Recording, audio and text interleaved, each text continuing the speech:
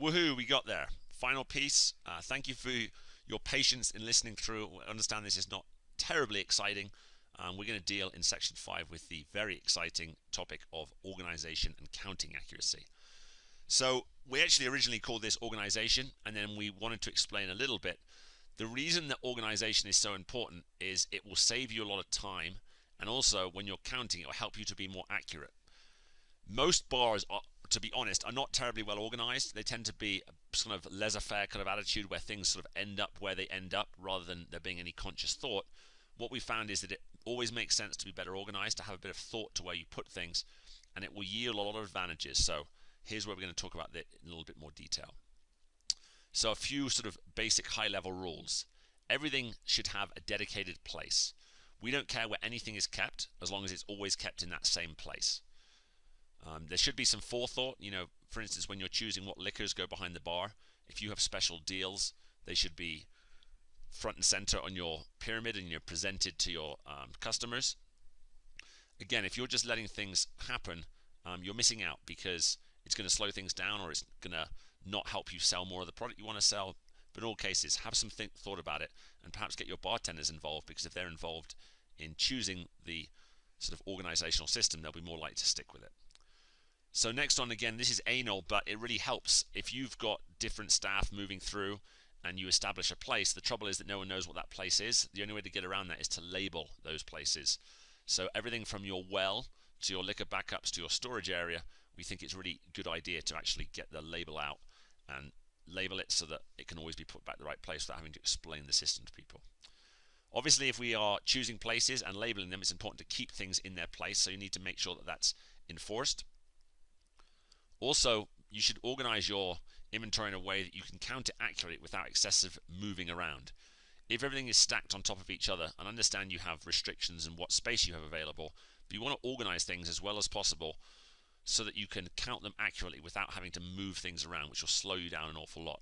We've even gone as far as finding second-hand shelving units and giving those or providing those to bars. Generally speaking, a big problem is with your limited space, if you don't have any shelving units in there, you're going to have a problem keeping things organized. So with your limited space, try and be proactive and try and keep things organized, and if and when necessary, a few shelves or a few shelving units obviously often can have a big effect on how things look. Easy one, most people are aware of this. It doesn't always happen in real life, but we shouldn't store product in broken cases because it's easy to miscount them. Generally, if you open the case, you should break it down and put those bottles directly onto the shelf. Ordering each report or each audit we complete is accompanied by an order guide, which helps us to hopefully spend a little time on ordering by having some automation behind the system. But if you are simply in the habit of ordering, to fill up the shelves or to, out of a fear of running out of product, you're probably over ordering, and most bars do over order. They carry too much product on hand. So we recommend, again, having par levels, either using our order guides par levels or setting par levels for yourself so that you have an idea about what you need to be purchasing. And, a common example would be make a decision which products you're going to purchase by the case, because perhaps you get a discount in some states, and then which products are going to be just purchased as single bottles. We're going to get into more detail here in a second, but rather than just think about more selection is better, we're going to go into detail here, but we want to reach a balance between the selection, which has benefits, and also simplicity, which has obvious benefits as well. So looking at some additional details. Our view is that the best run bars have a specific place for everything. It's not how often a lot of bars are run, but it's how the best run bars are. So the design of our inventory system is based on this belief. Sometimes we get objections, well, you want everything in the same place because that's how your system works. That's actually not the case. The reason we designed our system to have a specific place is that we've realized that when you're counting, if everything has a specific place, operationally the bar will run better. You will be much faster when you count inventory, and let's be honest, no one likes counting inventory. You'll also be more accurate because you'll have to change things around less. There'll be less, sifting through a clipboard to find the right product. If the software matches the order of products in real life, you can really run through bars pretty quickly.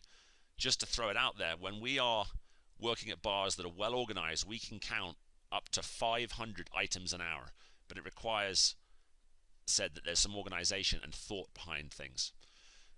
If you do a search for mise en place and bar eye, you'll read an article about it. It goes into a little bit more detail. But basically, putting things in their specific place. It's a French expression. It's typically applied in the kitchen.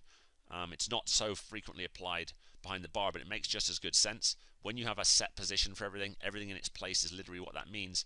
But you're going to get these advantages. You're going to produce better service for your customers, more efficient ordering, because you can see when you've run out of something. You won't have 2 bottles of the same white wine open in your cooler. And of course, you'll spend less time taking inventory. If you have any questions about best practice organization, call us up. We're happy to provide some complimentary advice to you, and again, that will pay you back in the long run with reduced time spent taking inventory. And then, back to that point about labeling things, a lot of people like to use label makers. They work great. They produce these pretty looking labels. The downside of them is that often you find they run out of batteries, and then you run out of the ribbon that is needed to print labels, meaning that you suddenly don't have the ability to label. So in most cases, we like to use just some Scotch tape and a Sharpie. The reason being because it's so quick and easy to make up labels that way, and it also is something you typically have on hand, so you won't run out of it. And then if those labels are going to be visible to your customers, you might want to keep this. So I've seen bars use black tape and a silver Sharpie, and if you've got someone with nice handwriting, this actually looks pretty cool. And again, think of the impression with the customer. Okay, maybe you don't want them seeing your anal organized labels, but generally speaking, if you give them the impression that you're a bar that has thought and care taken to how you order it, you'll probably give them the impression that you're going to provide thought and care into how you make their drinks and how you prepare their food. So to say this is just for the benefit of internal operations is not true. So final word of the series here is on simplicity. There are obvious advantages to having a lot of selection. There are also operational disadvantages. Those include, if you have more products, staff will know less about the products you do have. You will complicate everything in your business, from ordering, taking inventory, doing your liquor inventory to calculating your liquor cost, storing things, and also training staff. You'll also get less volume discounts, because ultimately you're probably going to do a certain amount of volume, and if you split it up by 100 products rather than by 50, you're going to do half as much of every product, meaning that you can get less volume discounts. You can order less things by the case or negotiate less good discounts. And also, if you've got lots of selections, you're going to have a lot of half bottles sitting around, and you're going to tie up a lot of money in inventory. We actually like to track this. We take this as a ratio of what you have on hand compared to your sales. I can tell you that well-run bars keep their inventory below 4 times what they go through on a weekly basis, and in many cases they can get it below 3. It's not unusual for us to start with bars that are more like 15 times. And we found a bar the other week where they were able to save $24,000 they have on inventory in hand simply by tightening up their par and ordering system. In general, we don't think that most bars strike this balance correctly. Again, it's a balance because, as I said, there's benefits to selection, there's benefits to simplicity. So we want to think about this actively. We recommend that we set guidelines. There's a lot of factors that will mean that you'll tend to keep on increasing your selection, not least the fact that your distributors are keen for you to carry more of their products. But we want you to think about this from a business perspective. What we mean by that is, how can we make more money? Again, we recommend setting guidelines because there's always going to be a tendency for the product selection to grow, and the only way to keep it is to have a sort of, we only have 150 liquor bottles or less. Then when you're at 150, your distributor comes in, you can say, well, actually we're at max, we need to use up a few more, and it puts you in a better position. Note your free sales. This doesn't apply, your free product, this doesn't apply in many states, but in Colorado here it does. When you get free product, it's not really free at all, it's on the house. Really what they're trying to do is make you buy more of their products. In all cases, it's beneficial you negotiate with your distributors. Don't let them just give you what they want, because that's for their own aims and benefits.